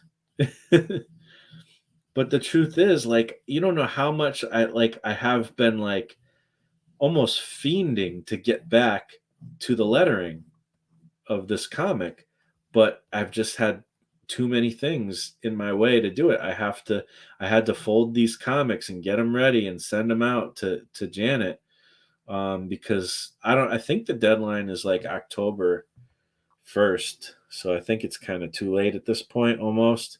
But I did send her a message so she knows they're coming, and I told her I'm sending them today. So I don't know when the actual date is, but I thought maybe it was like October 1st, and I think it's kind of tough to think that. I mean, you could technically, if you live close enough to her, you could probably make one tonight and send it, type of thing. But yeah, I don't know. But I was like, man, I got to get those out. I got to do that. Um, and I had other things. I just have so much on my plate with this new job and everything, and there's just so many other things. Like we're working on a few different things just in our personal life, and I don't know. I know there's like a ton of things. Like I'm so there's so many things that like I'm having a hard time thinking of what they are at this point because it's just my brain has been like mashed potatoes lately. So, um anyways, but I was kind of surprised by how much I enjoyed just lettering the comic and even sitting down, and again, I'll mention, Vol, I learned some new excuse me. Oh, sorry, excuse me. I learned some new like techniques and stuff from watching Vol's videos about lettering and all that. And I use those, in this latest effort, and it works really well. And I was hoping to get better at it and stuff too.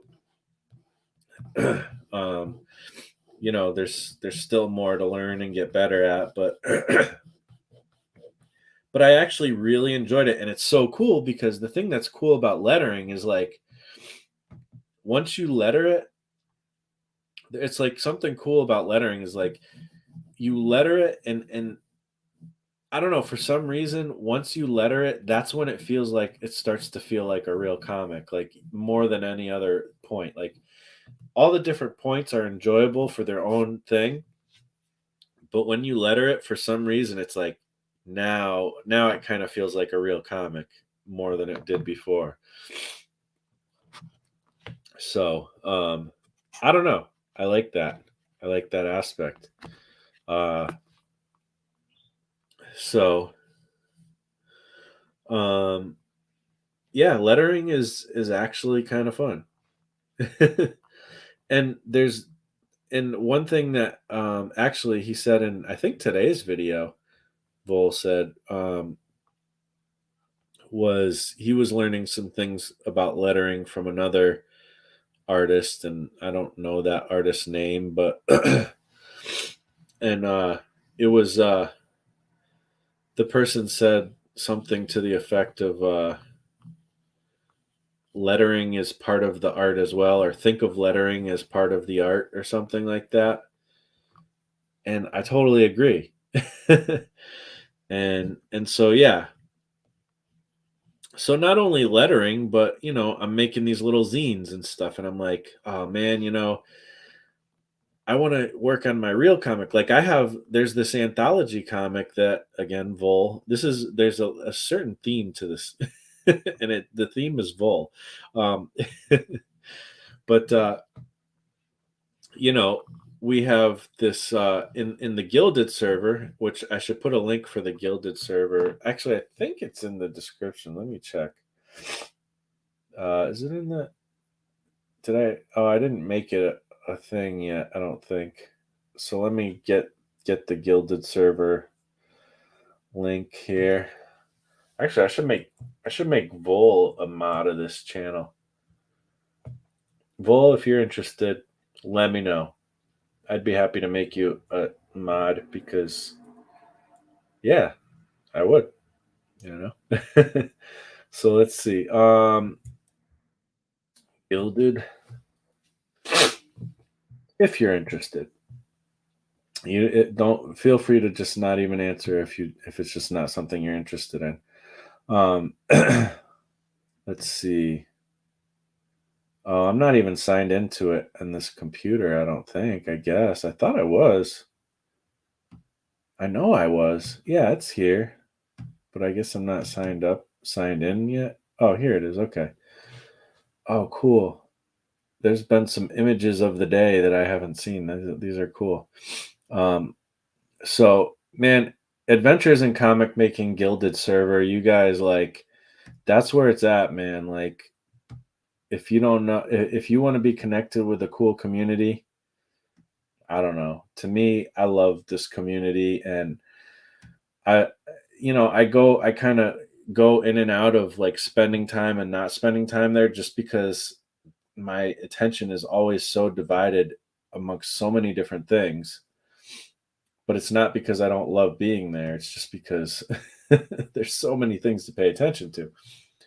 But here's a link to the Gilded server. Adventures in Comics Making. And just it's a great community to make comics and have friends who do the same thing. Adventures in Comic Making. Do do do do do. Yeah, I see this one thing where Bull says I don't need to be a mod. Yeah, you don't need to be a mod. It's just figured I'd say it because you know I'd be more than happy to, but I'm not trying to put extra stuff on you. You're already so helpful in so many ways. I tell you, like every time I have a question about printing or about anything, about a lot of things with comics, I'll be like, Bull, you got a minute to talk? And he pretty much always says yes. I don't think he's turned me down once yet. And he always gives me some great help. Uh, and I mean, I've been making comics for a long time, but I can learn from everybody, that's for sure. So there's the link for Adventures in Comic Making. But I mentioned that obviously because, there's an anthology that I'm trying to be part of coming up soon, and there's one that I am part of that once the cover's done and everything's all set for that one, there'll be another one out, and you can see mine and other people's art in it and other people's comics in it. But I've been in other ones before, and um, this isn't very good, by the way. I'm not expecting anybody to like this, but it's literally just me playing around. Um,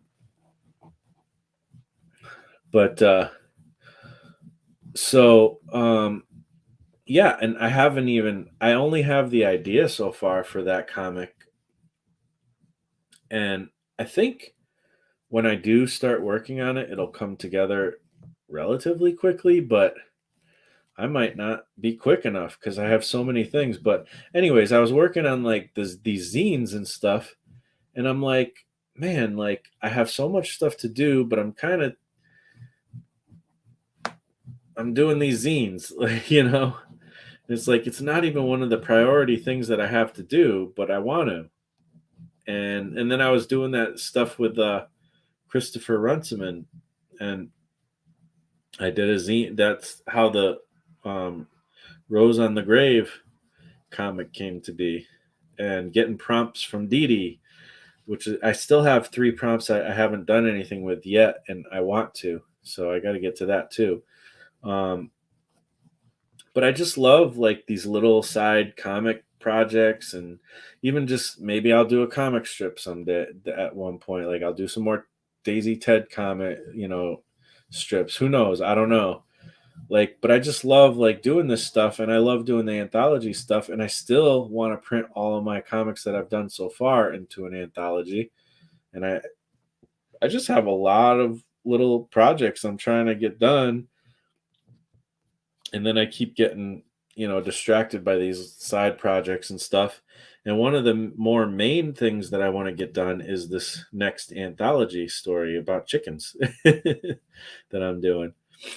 Um, so you know, but again I got kind of distracted by doing the zines and some other things. And anyways, um, But again, doing the zines, like even folding the zines, like that's like one of the things that's like, oh man, I gotta fold the zines, but I have these other comic stuff I want to do. But even sitting down, listening to some people make comics or whatever, or listening to some music and folding zines, it's still part of making comics. Even working on my website and trying to get that going better, and like uploading Doodle Game, that Doodle Game comic to my website. Even that is part of the making comics that sometimes, you know, I procrastinate on, but I have to remember that it's just enjoyable to make comics and it's very fulfilling. It is very fulfilling to make comics. Like having these little zines done that I just made, it's like it's so cool. I have two new comics. I mean, they're not like the most amazing thing, but I know that I can do one of these in like a day or a week or whatever. You know, I could just sit down and come up with some silly idea and make something. I mean, Christopher Runtsman is like the king of that, you know, and I'm super inspired by what he's doing, and what I did with him when I went on his channel. I did it in one day. I did this one in one day. Concept, everything, all in one day. And it's like it was such a rewarding experience. It was such a fulfilling experience, and it came out pretty cool. Not everything comes out cool, but even just the experimentation and failing, there can be even a joy in that. Um, you know, and you can even have fun sharing it as well. Like you don't have to share your failures, or you don't have to share anything about your comics. There's nothing wrong with not sharing. In fact, sometimes I think it's worth it to make stuff that you don't share, just for the heck of it. I absolutely think that's worthwhile. Um, but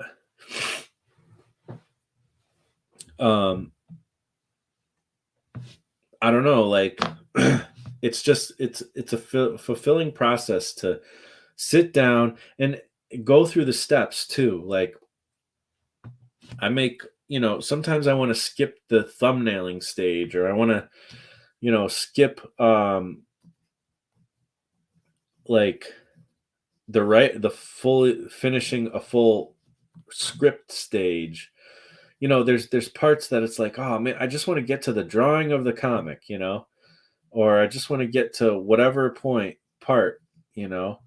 And it's like there's actually fun and joy in all of those aspects. And when I actually sit down and take the time to do it, and I don't worry about how much time it's going to take me, or, I don't know if I'm selling anything or whatever, if I'm not worried about all that, I can actually gain so much fulfillment and joy from just doing those acts. Each one of those individual acts can be a really fulfilling and enjoy. So I almost want to approach it more like this is my time to be healthy. Like this is my time to just enjoy what I already love doing, which is making comics or making art, whatever it ends up being, in the end.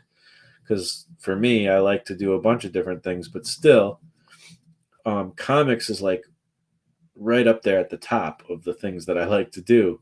And I forget, when I have all these goals, or I have like all these story ideas and stuff, I kind of forget just it's okay to just enjoy like doing it, and I don't know, like I just keep getting more and more to this place of like not giving a crap about sort of not giving a crap about like a career type of thing, and also just enjoying making stuff and kind of wanting that to be it, you know. I also look at marketing and create and selling stuff as a creative thing that I actually also think is a fun thing and a creative thing. So I don't think that part's going to even ever go away. But even thinking of it more like that and less like it has to make me a living is freeing as well. Um, so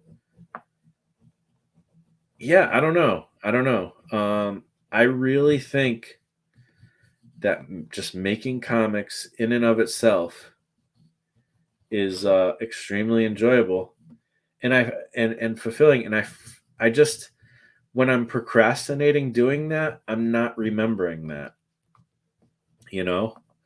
Um, but when I actually sit down to do it, if I really pay attention, I would have to admit that I'm actually enjoying doing even the parts of comics that I thought I wasn't going to enjoy. And there's a new art and a new craft to each one of the different things you can do. Even editing a comic, like anything, like all these little tasks, because it takes a lot of different tasks to make a comic. You have to be good at a bunch of different things, or you have to at least be competent enough to make a thing happen at a bunch of different things. And I don't, and again, that competency could be making stick figures and writing a little list version of a script, or just going at it and freestyling it, and not even writing a script, whatever.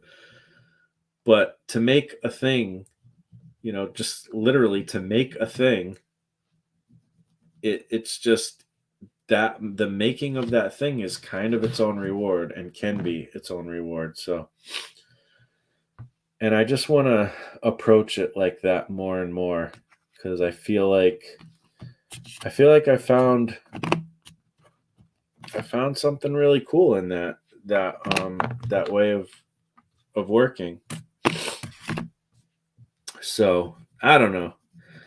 I mean, I'm getting a little woo with it and whatever, I guess, but like, it's real though. It's real to me. It's not just like me trying to say stuff to be cool for a YouTube video. Because honestly, I was almost gonna not even make a YouTube video, but I got inspired, and I already knew, like, I've been on a good streak of doing these videos every Tuesday, and there's something to that that's cool too, like getting on that streak. I mean, Empyrean Vol, I think he said in a recent video that he's made a video every day um, for over a year, I think, if I remember correctly. And that's pretty darn awesome. When it comes to YouTube videos, I don't think, and I've made a lot of videos. I have I think at this point I have over 1,000 videos I've made. If not, it's getting close. Um, and um, and but I haven't done a video every day for a year. I have done a lot of videos in a year, but probably no more than 200. That's not my recent, you know, output, but still, I've done a lot of videos in a year before, but I've never done a video every single day. So, yeah, this is a big mess. Let's get back to the chat for a little bit, because I've babbled for a long time. Uh, let's see. All right, where are we? I'm almost there. I see it. I see it. I see the stuff I saw before. Oh, here we go. Okay, yeah. Drive-in Saturday. Yeah, that's what it is. I can never remember. I gotta remember that. Drive-in Saturday. Drive-in Saturday. It's hard to remember things. Maybe I'm old. I don't know. Oil pastels are fun. Yeah, I'm having fun. I don't know what I'm doing, but it's fun.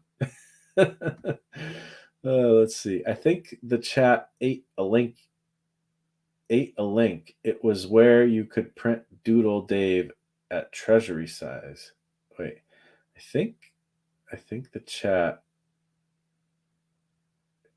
It was where you could print. Okay. I'm not sure what you meant by that. maybe you miswrote something and I can't figure it out. You can't link. You can't link. Well, only mods can link. Who do you think? Who do you want to link for? Oh, I don't know. Excuse the extra commas. Oh, makemynewspaper.com. Yeah, yeah. I mean, we were talking, Vol and I and Vol and other people, at times we've been talking about, making a newspaper comic, and Vol actually has printed a newspaper comic himself. And it's not that hard. It's not super expensive to do it on kind of a low level. But if you want to do certain things, it does cost a little bit of money. It's still not super expensive. But yeah, we've talked about the possibilities of that. And yeah, newspaper.com is one of the places that you can do that.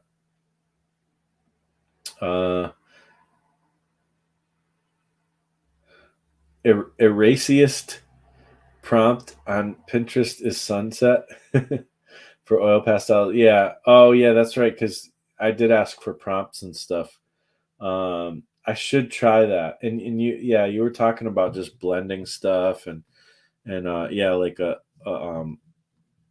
kind of a landscape or like a sunset type of thing. I could see how that would be like a really good exercise. And maybe that's what you were trying to write is exercise there. Or something like fruit, like a fig or avocado. Yeah, okay, cool. Yeah, that's probably a good place to start.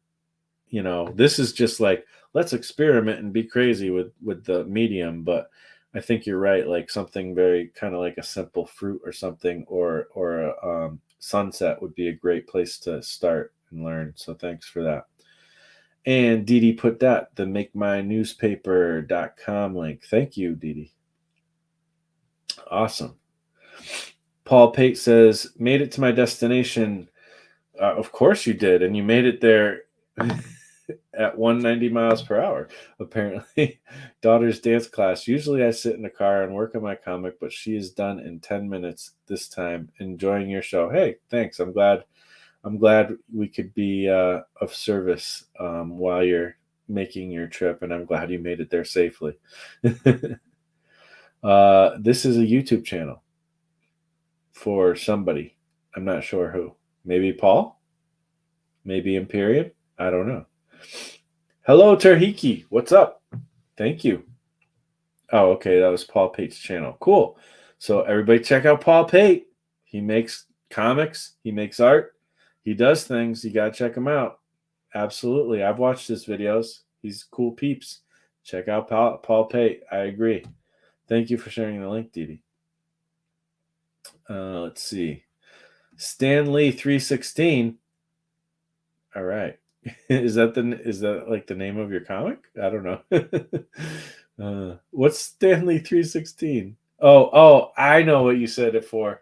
It was when I said man shall not live off of illustration alone. That's good. I like that. That's funny. That is also kind of wrong, but not really wrong because it's actually kind of right. I'm more of the I'm more of the opinion of on the side of Jack Kirby than the Stan Lee stuff, but I also respect Stan Lee. I respect both of them. But yeah, if it came down to it and I was in the jury of Stan Lee versus Jack Kirby, I'd be on Jack Kirby's side personally. But that's a debate that's never going to end, So it is what it is. But that's a funny joke. I like that. The white paper throws off the focus, but something dark in the corner. Yeah. Or I could have put something dark in the corner. Yeah, probably should have. But believe me, like, do you really need to see this? This is not. It looks even like it does look better in person. I will say, like, all this is like greens and yellows, and they're pretty darn saturated. But on the picture, it just looks like mud on the video. So, it is what it is. I do what I can. It takes time to get good at anything, and you can't get good at something if you don't really enjoy it, or you only do it under circumstances where you get paid. Yeah, I don't know. I think you can get good at something even if you don't enjoy it. But if you do enjoy it, I think you'll do better. Yeah, But I mean, I got good at warehousing and I don't enjoy it technically. And I'm pretty good at it. But that being said, and I've also seen artists get good at art and hearing that they don't enjoy it. That one's weird to me personally, but to each their own. I mean, and they have again their own motivations. And it's not super often that I hear that, but I do hear complaints from artists, and sometimes it's in the ilk of they hate doing it, but that it pays the bills type of thing. I mean, I feel like the history of comic books has a lot of people who are kind of in that realm. Even Jack Kirby said, "Comics will kill you, kid." I think it was Jack Kirby. I don't know. That's one of those things where I know somebody said it, but I think people attribute it to Jack Kirby, and maybe he didn't say it, but I don't know for sure. Maybe he did. It's probably, you guys probably could verify whether it was him or not, but as of late, I've heard that that was Jack Kirby who said it, and I think that's probably right. Sometimes I just not 100% sure because I don't know the exact quote and where and when it came from. Vol says, if it were guitar lessons, you'd never get past the G chord. If you didn't like it or didn't enjoy it, I guess, man, but I don't know. I could see a circumstance where somebody is forced to play guitar for money or whatever, but they don't really like it. Not everybody likes the idea of playing guitar. Not everybody even likes music, which that boggles my mind. I don't know how you can not like music, but there's people out there who feel that way, and hey, everybody's different. It is what it is.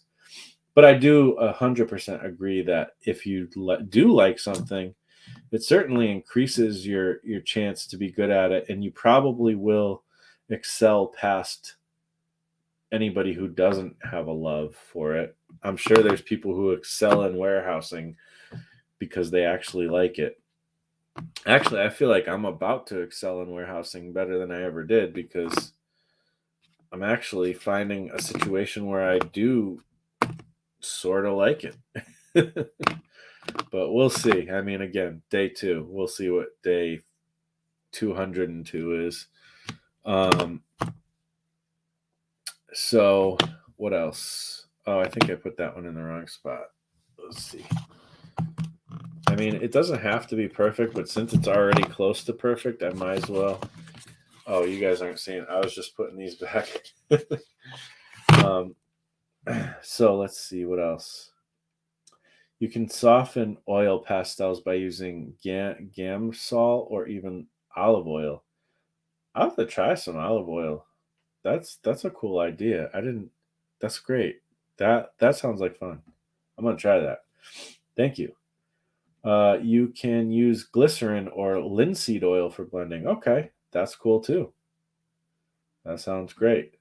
Total agreement on the lettering. Lettering is when it becomes a story. Yeah, there's something about it. Okay, yeah, Bill Griffiths. Yeah, that's who you were saying.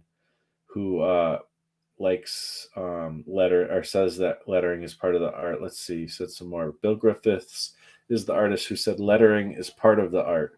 I can't link, but just Google 40 tips for comics. Bill Griffiths. Ooh, let's do that. I will look for that, and I will put a link in the thingy. Although it's Dede has been on top of being a mod today, so thank you, Dede, for one. I really appreciate it. And second of all, I might find out that she already put the link in there, but I want to look it up for myself, anyways. So, do for comics, something like that. 40 Bill Griffiths, 40 best tips, 40 unforgettable pro tips of comic makers. Is that so? That is a video from Kayfabe. Is that what you're referencing? There also seems to be a, and I never watched. I saw that video come by, but I never watched it because I don't know that I'm such a big fan of Zippy. I think that's the comic that he makes. But yeah, Zippy. Yep. Um, but I shouldn't have let that stop me because most of Kayfabe's videos are pretty darn awesome. So cartoonist Kayfabe. So I'm gonna link the Kayfabe video because my guess is that's where you're getting it from. And yeah, hopefully that's the thing. So let's see. Let me scroll a little bit, see if Dede put a link. I don't think so. Okay. So I will put Bill Griffith's 40 tips for comics. I'm just going to put it like that. And put the link. There we go. So everybody can check that out if you would like to. Let's see. I'm keeping a low profile. Yeah. Madness Comic Network. What's up? I feel like I should know this guy. No, what guy? Oh, probably who I was talking about, which is Peter, probably, because I kept talking about. Hey there, Pops. I thought it was you, Pops. What's up, dude? I used to see you on Randy Zim's show every once in a while. Oh, cool. Yeah, I'm good friends with Fue, and I know Pops and Fue are buddies and stuff, and so there's connections, man. There's connections. Yes, that is me. We have leveled up quite a bit since then. Got 35 weekly shows on my network. Wow, that's crazy, man. that's I don't think I'd even attempt it, to be honest. I think I'm good with. I can barely keep my show up and going sometimes, but hey, that's awesome, dude. Nice work. Had to leave for work. We'll watch later. Hey, Sideburns, love you, man. Love the support. Just your buddy, and you make awesome comics. You guys got to check out Sideburns. Actually, you know what? Sideburns is always supporting, and I don't think I share Sideburns stuff enough because he's making a cool comic. What is it? Duckling Star, right? I think it is. Let's go to sideburns, I think.com, because then you can find his YouTube channel, and you can find. Oh, I didn't write it right. Sideburns is the man. Is it .com? Oh, that's probably not going to be it because, yeah, that can't be it. I'm going to look for Duckling Star. I know that is probably only going to come up with Duckling Starter Feed. Come on. I have chickens. I do want ducks maybe at some point, but all right. We got the web comic. Here we go. He's got a web comic, y'all. Ducklingstar.com. And this is showing a description of the web comic. It's not ducklingstar.com. Sorry, guys. All right, here it is. And he's pretty prolific. He's getting that comic out. He's doing, I think, weekly updates or something like that. I don't know. We'll see. But here is the link to his web comic. Wait, I kind of said that too quick, but Duckling Star. You gotta check it out, man. He's kicking butt. Web comic. And I'm sure there's links there to his other websites. And he's got like a really rad website too. Um, and again, his YouTube channel. I'm a fan. I am a fan. Let's see. Let me look at that link one more time. And there's gotta be. I hope he has links to his like stuff. I don't see it. I'm gonna find his other link too. Somehow, some way. All right, let's do this. Do. Uh, Sideburns. Oh, I'm getting like mug shots. Come on. I know we got like. I can't find your link, man. All right, I know where to find it. I can find it in Gilded because you're always posting stuff. Let's find that link over in Gilded. Sorry, guys, but we gotta. Oh, it's ducklingstar.thecomicseries.com but I already put that link in there. But I know he has like a website, his own website too. Well, I'm gonna link to his YouTube channel. His YouTube channel, like he also does like this side quest show, which is like the video game type stuff, which is cool. But it's not my particular thing, that I'm into. But here's his link to his YouTube. You got to check the man out, man. Sideburns YouTube. All right, so there's that. Check out Sideburns. He's radtastic. Yes. Let's see. Diaz, thank you for coming by. Marsh has 964 videos, if anybody is wondering. Oh, thanks, Nathan. Yeah, not 1,000, but I probably have done 1,000 or close, well, maybe not, but I've done closer to 1,000 than that because there's videos I've taken off, and I've also done videos on other channels and stuff. I used to have like a channel dedicated just to beats, like hip hop beats, and I did a bunch of videos on that channel. I've done a lot. Wow, that's a lot. Yeah, it's a lot. There's a lot of beauty in foreign postage stamps. I've noticed a correlation over time. The more oppressed the people are, the more beautiful their art, as if their restricted activity draws more. Huh. That's interesting. I do think that some amazing art has definitely come out of struggle, oppression, things like that for sure. So yeah, that's interesting. Dede coming in with the support as very often she does. Thank you so much, Dede. Thumbs up, everyone. Thank you.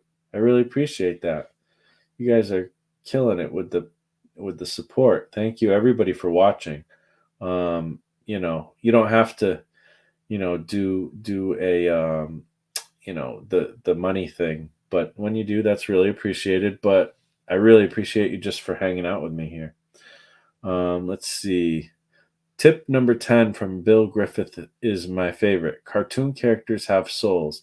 Yeah, you said that. That was interesting. I haven't heard that one, but I'm curious to watch the kayfabe video, for sure. Let's see. There's the link. Oh, see, Dede already put the Sideburns YouTube channel. Thank you, Dede. So he's getting all the love, and I'm glad for it. Okay, so it's sideburnsstudios.com. Okay. I'll put that link in there too. Why not? Sideburnsstudios.com.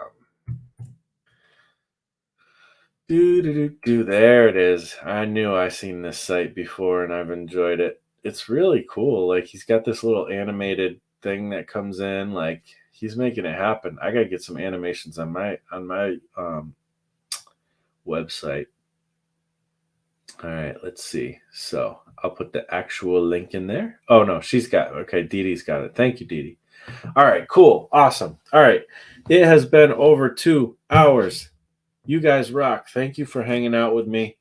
I gotta drink some water. I feel like I'm about to have a coughing fit. I could have taken a break, but you know. Thank you so much, everybody, for hanging out. Thank you for all the support, everybody watching and hanging out. You guys rock. It's been great. Next Tuesday there'll be something else. It'll probably be another live stream, but who knows? Maybe I'll actually record and edit a video and have that for you guys.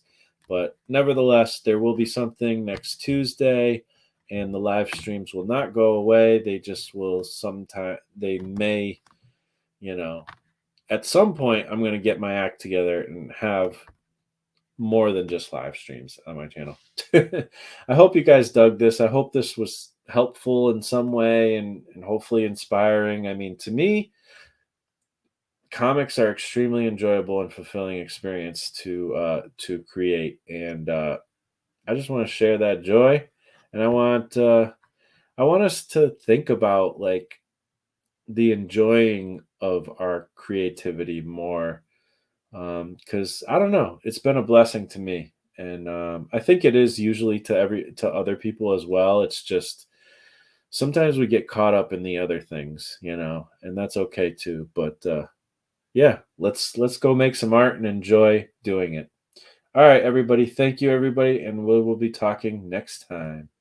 Peace out, yo.